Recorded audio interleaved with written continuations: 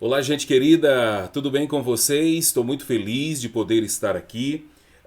Ministrei algumas aulas a respeito do medo lá no Instagram, porém aqui para vocês do Telegram e lá no método DCA é completamente diferente, né? O conteúdo é um pouco mais denso, o conteúdo é um pouco mais pesado e eu vou sempre entregar um pouco mais para vocês, tá? Eu entrego algum conteúdo ainda mais forte, ainda mais denso dentro do método DCA, porque dentro do método DCA eu posso acompanhar as pessoas. Agora aqui no Telegram vocês estão recebendo e eu acompanho meio que de longe, né? Mas lá dentro do método DCA. E já quero lembrar vocês que esse ano de 2020 nós resolvemos abrir vagas, tá? Tô olhando aqui porque tem uma coisa muito importante aqui. Nós vamos decidimos abrir vagas para o método DCA. Então já resolve aqueles probleminhas que você me disse da outra vez. Ah, Jeremias, eu não posso entrar por causa disso. Ah, Jeremias, eu não posso entrar por causa daquilo. Daqui uns dias eu vou entrar no método DCA, vou deixar tudo organizadinho e vou filmar ele todo por dentro, vou te mostrar como é, para que você entenda como é dentro do programa, mas eu não quero que você compre o programa. Tá bom? Você que está assistindo aqui e é do Telegram. Não adianta se for do WhatsApp, não adianta se esse vídeo estiver rodando lá para outros grupos em WhatsApp por aí ou em outros Telegrams, não adianta. Esse desconto que eu vou dar é só para vocês aqui do grupo, para vocês desse grupo, desse Telegram, entendeu? Para vocês desse Telegram, ok? Então vamos lá. A primeira coisa que eu preciso deixar com vocês é a seguinte: existem dois tipos de medo. Dois tipos de medo. Um medo é o medo causado pelo trauma. O que é esse medo causado pelo trauma? Suponhamos que chegue na sua casa uma pessoa e te assalte, ou te faça refém, ou de repente você bata o seu carro. Esse é um medo traumático. E nós temos que levar em conta também que o medo tem um lado que é rico nele. Qual é o lado rico do medo? É o lado da preservação. Por exemplo, tem gente que quando foi acidentado, ele tem medo de entrar no carro novamente. Por quê? Porque o medo está fazendo com que ele não entre na possibilidade de causar um novo acidente. Ou seja, é um medo que está preservando, é um medo de cuidado. Agora, esse medo de cuidado não leva em conta a qualidade de vida. Então a pessoa entra no carro, ela fica tensa, ela morde nos dentes, ela está sempre tensa e entra em um negócio que nós chamamos estado de alerta permanente. Esse medo precisa ser tratado. Esse medo precisa ser tratado. Existe um outro tipo de medo que não é um medo causado por um trauma. É um medo causado por uma imaginação. Eu imagino a possibilidade de que eu vou morrer. Eu imagino a possibilidade que alguém vai entrar na minha casa. Eu imagino uma possibilidade. Ou seja, existe o medo traumático e o medo imaginário.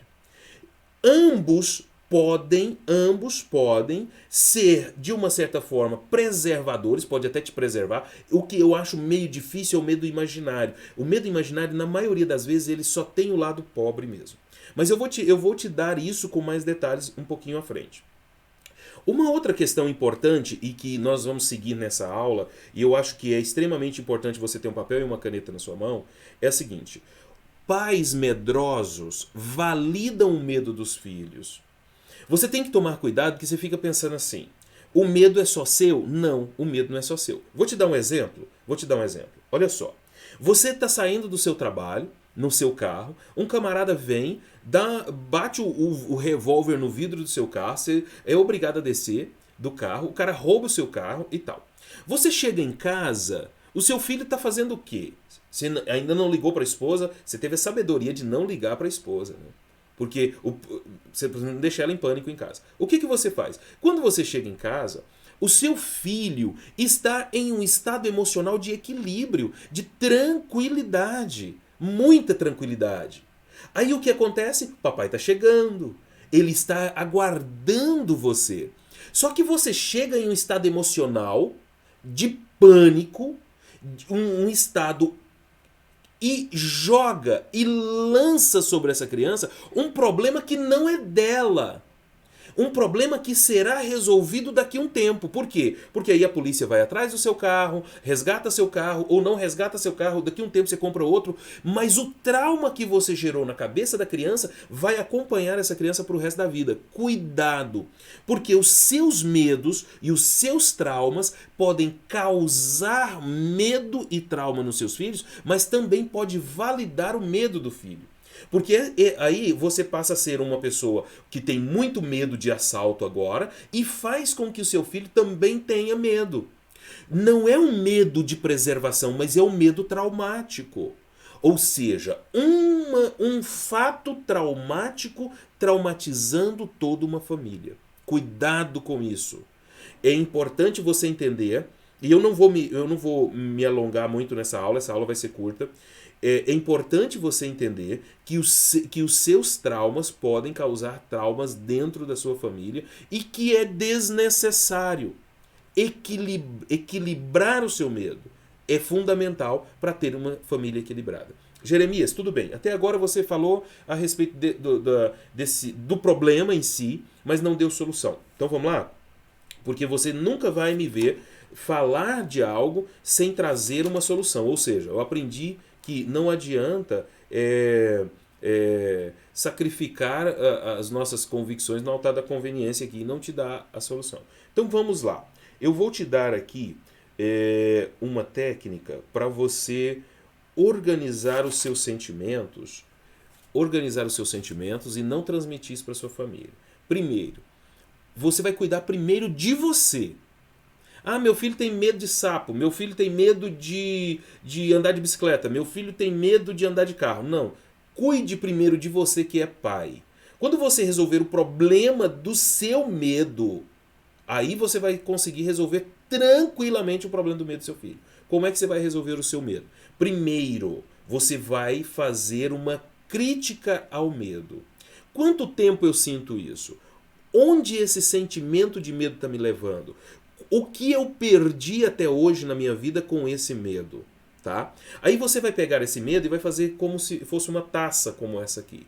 E você vai quebrar esse medo. Como é que você quebra esse medo? Você vai desfragmentar o medo. Deixa eu te dar um exemplo para ficar mais claro. Suponhamos que você tenha medo de dirigir, tá? Você é um pai, aconteceu um acidente com você e você não dirige mais. Aí você depende da sua esposa, enfim, ou você depende do seu esposo, enfim. Você vai quebrar esse medo em pedaços. Como você vai quebrar esse medo em pedaços? Primeiro, você vai sentar lá no sofá da sua casa ou deitar na sua cama e vai imaginar você tomando um banho gostoso, lavando a sua cabeça, passando um perfume gostoso, vestindo uma roupa bonita, colocando uma música legal, saindo, chegando na garagem da sua casa e olhando o seu carro. E aí, nesse momento, você vai ser grato por várias coisas. Primeiro, pelo banho, pela roupa, pelo perfume e pelo carro, pelo fato de você estar vivo. Comece a despertar em você o sentimento de gratidão. Isso é fácil, é simples, a gratidão é de graça. É só você olhar para alguma coisa e dizer assim, muito obrigado. Muito obrigado por isso. E leva isso a Deus. Por quê? Porque Ele é a fonte de todas as coisas. Nada existiria se não fosse Ele. Deus, obrigado por essa água. Isso você está imaginando, tá? Você está deitado na sua cama e está imaginando tudo isso. Obrigado por essa água que eu acabei de tomar banho. E coloque isso no presente. Ah, obrigado por essa água imaginária. Não. Obrigado por essa água desse banho gostoso que eu acabei de tomar, esse shampoo gostoso que eu acabei de lavar minha cabeça. Aí você toma, obrigado por essa roupa linda que eu estou vestindo. E aí, obrigado por essa sala, obrigado por essa garagem. Agora, obrigado por esse carro. E aí a gente entra no problema do carro. Obrigado por esse carro, obrigado pelas rodas, obrigado. Entra no carro imaginariamente. Obrigado por esse volante, obrigado por isso aqui, obrigado por essa partida. Ouça o barulho imaginário do motor do seu carro. Dá umas aceleradas imaginárias. O que vai acontecer?